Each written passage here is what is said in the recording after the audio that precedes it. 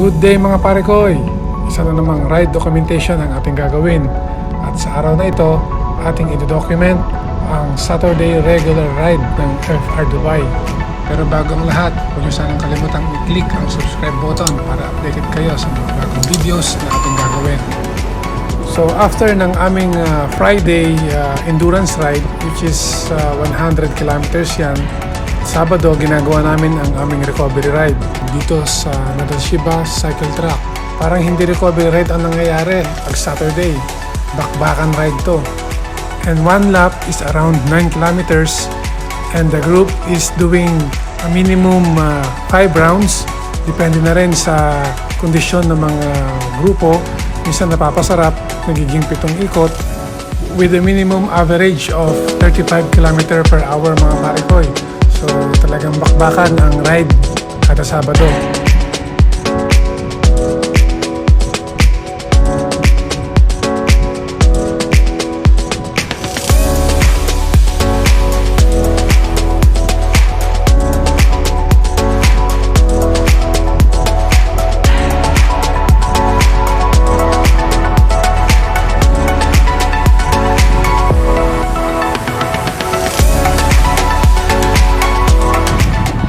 Shoutout po sa mga mahilig sumigaw.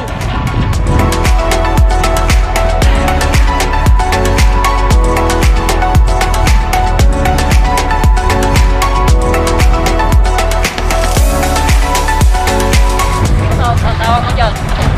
Andiyan mo sa likod? Asan? Pasok sa Pinas. Saka yun. Kasama natin ang malapit na rider kaya Pilipino dito sa Dubai. Kaya yan, malalo. Yan po. Warm up pa lang yan.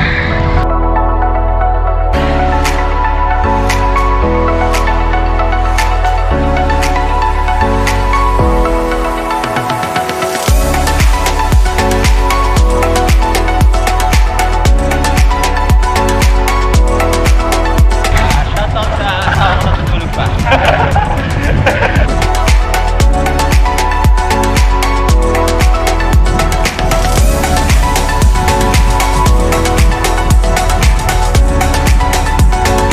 Sa aming grupo pala na FFR Dubai mga pare ko, meron kaming ilang mga member na babae at ang madalas na nakasama sa grupo ayan si Sheila at si Han.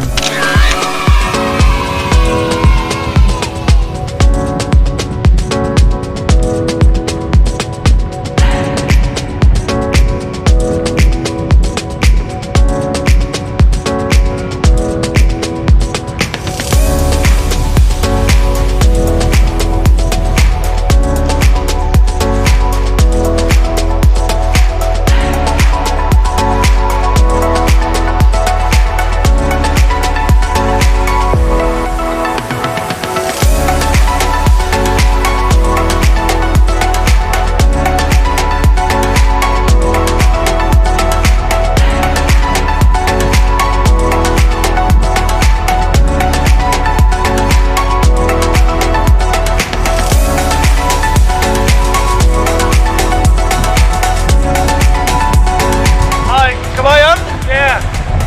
Good morning.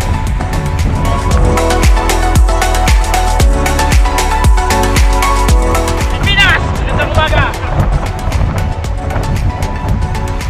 This is Ate Giliera. I love you.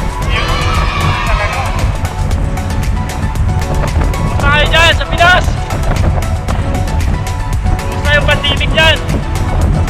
Enjoy na lang natin!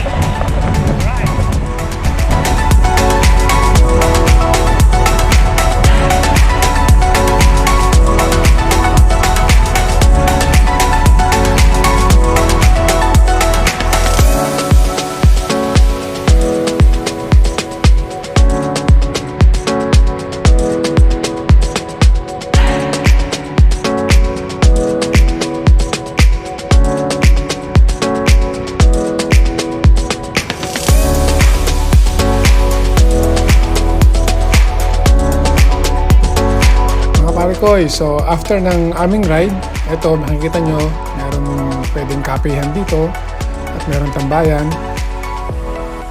Shout out nga pala sa mga kasama namin, si Emil, si Tokayo, Gerald, si Renato, si June, mga Doka Boys. Mabuhay ang inyong company, Doka Construction Company.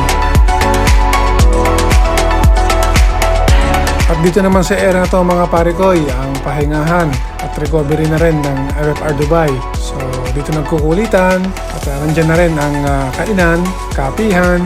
Dito rin nagaganap ang orderan ng mga upgrade ng mga pesa sa Yorme Cycles.